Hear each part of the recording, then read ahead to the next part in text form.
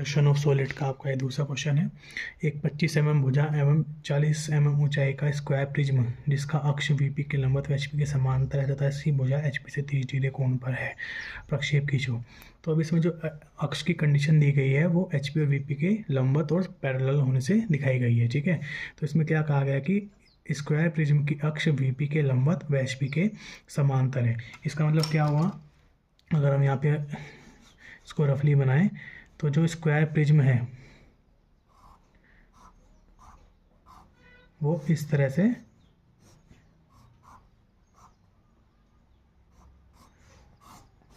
है वो। ठीक है, ये इसकी जो एक्सिस हो गई, ये एचपी हो गया और ये आपका वीपी है। तो इसकी जो ये एक्सिस है ये वीपी के लंबवत हो गई, ये वीपी के लंबवत और एचपी के समांतर है। या इसको हम ऐसे भी कह सकते हैं कि जो स्क्वायर प्रिज्म है अपने जनरेटर पर एचपी में रखा है या अपने जनरेटर पर एचपी में लेटा है, हम इसको इस तरह से भी कह सकते हैं। तो अगर क्वेश्चन इस तरह से आए कि स्क्वायर प्रिज्म अगर क्वेश्चन आपको इस तरह से भी दिया गया होता कि स्क्वायर प्रिज्म अपने जनरेटर पर एचपी में रखा है, तब भी ये सेम ही रहेगा। ठीक है, क्योंकि इसकी अक्ष जो हो गया वीपी के लंबवत हो गई और एचपी के समांतर हो गई। ठीक है, तो अब हम इसका प्लान और एलिवेशन बनाएंगे। अभी इस कंडीशन में है। ठीक है, अगर कहा गया होता कि इसकी अक्ष वीपी के समांतर और एचपी के लंबवत है, तब इसकी कंडीशन क्या हो जाती, तब इसकी कंडीशन ये हो जाती, तब ये इस तरह की शेप में होता।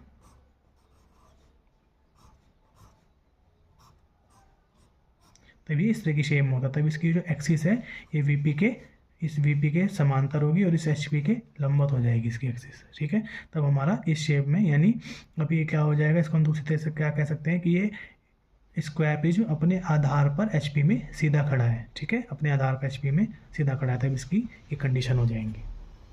तो अब हमें इस वाली कंडीशन पे ये क्वेश्चन दिया गया है, तो अब हम इसका जो ट्रू शेप है, क्योंकि इसकी जो ट्रू शेप है वो फ्रंट व्यू में आपको दिखाई देगी, तो ये ट्रू शेप जो स्क्वायर शेप है आपकी वीपी में बनेगी।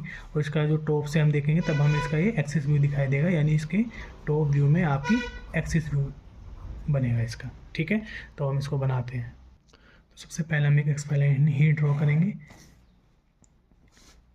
अगर आप फर्स्ट एंगल में बना रहे तो वीपी ऊपर हो जाएगा और एचपी आपका नीचे हो जाएगा। ठीक है, अब इसकी ट्रू शेप और बेस आपकी वीपी में बननी है और इसकी एक भुजा का एचपी से एंगल 30 डिग्री भी दे रखा है, तो हम एक सबसे पहले एचपी से 30 डिग्री का एंगल भी लेंगे। और चूँकि ये एंगल आपको एचपी से दिया गया है तो ये एंगल आपको वीपी में लेना है। ठीक है, तो यहाँ पर आपने एक एक्स वाई लाइन पर पॉइंट लगाया और 30 डिग्री के एंगल पर आपने एक लाइन खींचनी है इसी पॉइंट से।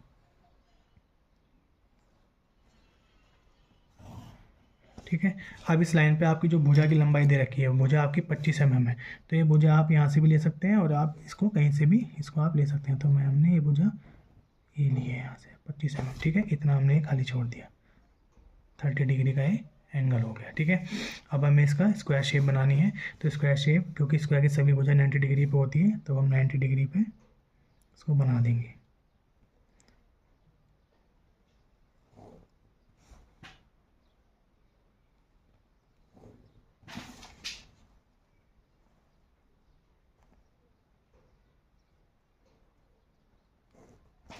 ठीक है, तो ये हमने 25 mm स्क्वायर का इसकी शेप बना दी। ठीक है, अब चूँकि ये आपका प्रिज्म है तो हमें इसका, अगर इसका हम ज्योमेट्रिकल सेंटर निकालें तो कोई भी स्क्वायर रेक्टेंगल है और या हेक्सागोनल है, उसका ज्योमेट्रिकल सेंटर उसके विकर्ण के प्रतिच्छेद बिंदु पर होता है। ठीक है, तो ये हमने इसका विकर्ण बनाया और इस भुजा का विकर्ण हमने ये बनाया, तो ये इसका क्या हो जाएगा, ज्योमेट्रिकल सेंटर हो जाएगा। ठीक है, तो इसको हम नाम दे देते हैं पहले ABCD और इसको नाम देते हैं O।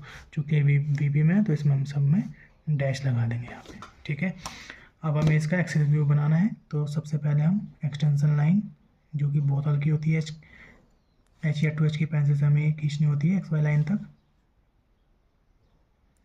इस भुजा की अलग रहेगी एक्सटेंशन लाइन, इस भुजा की अलग रहेगी और इस सेंटर लाइन की अलग रहेगी। इसमें आपको ये कंफ्यूज नहीं होना है कि ये वाली भुजा और ये वाली भुजा सीध में नहीं है। कभी आप इसको इस प्रकार से इसको तिरछा करके एक ही लाइन निकाल दें, ऐसा नहीं होगा। ये कॉर्नर अलग है, ये कॉर्नर अलग है, इनसे अलग अलग एक्सटेंशन लाइन आएंगी और ये सेंटर वाला जो इसका सेंटर पॉइंट आया इससे अलग एक्सटेंशन लाइन आएगी। ठीक है, अभी हम इसको डार्क कर देते हैं। अब आपको एक्सिस की हाइट कितनी दी है, 40 mm। ठीक है, अब चूँकि आपका प्रिज्म है तो प्रिज्म का कोई भी फलक आपका जो उसकी प्रिज्म की एक्सिस भी होता है वो रेक्टेंगल शेप में होता है, ठीक है। तब हम इसको 40 mm दोनों किनारों से बनाएंगे और इसको आपस में मिला देंगे,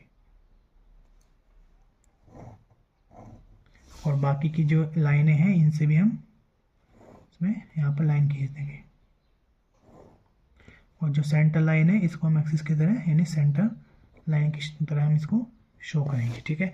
अब जो पॉइंट आपके यहाँ पर थे उन्हीं के अकॉर्डिंग कोरस्पोंडिंगली हम यहाँ पे इनके नाम लिख देंगे। डी की लाइन थी तो ये आपका डी पॉइंट हो जाएगा, ये आपका बी है तो ये आपका बी हो जाएगा, ये आपकी ए की लाइन है ये वाली तो ये ए हो जाएगा, और ये आपकी सी की लाइन है तो ये सी हो जाएगा। अब आपको यहाँ पे एक चीज़ और ध्यान देनी है, हमने जब इससे प्रीवियस टॉपिक में पढ़ा था तो जो आपका प्रिज्म होता है उसका ऊपरी और बेस दोनों आइडेंटिकल होते हैं, तो हम इनको डबल नंबरिंग देते हैं, नीचे अल्फ़ाबेटिकल और ऊपर न्यूमेरिकल, या हम ऊपर न्यूमेरिकल नीचे अल्फ़ाबेटिकल भी दे सकते हैं। तो जब हम इसके प्लान और एलिवेशन बनाते थे तो हम इसको डबल नेमिंग करते थे, जैसे आपने प्लान बनाया था तो इसमें हमने डबल नेमिंग करी थी। सेम एज इट इज़ जब इसका एक्सिस व्यू बनाते हैं तो नीचे की साइड हमने अल्फ़ाबेटिकली लिखा था और ऊपर की साइड हमने न्यूमेरिकल अक्षर में लिखा था। तो इसी प्रकार से हम इसकी भी डबल नेमिंग करेंगे। यहाँ पे हम इसको A dash upon 1 dash, B dash upon 2 dash, C dash upon 3 dash, D dash upon 4 dash. चूँकि इनका A का अल्फ़ाबेटिकल नंबर 1 है, B का 2 है, C का 3 है, D का 4 है, इसी वजह से हमने इनको 1 2 3 4 लिखा, ठीक है।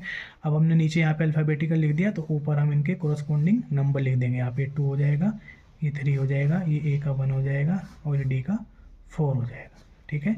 ये आपकी लाइन है 30 डिग्री की, जिस पर हमने 30 डिग्री का एंगल लिया। तो इस प्रकार से आपका क्वेश्चन कंप्लीट हो जाता है।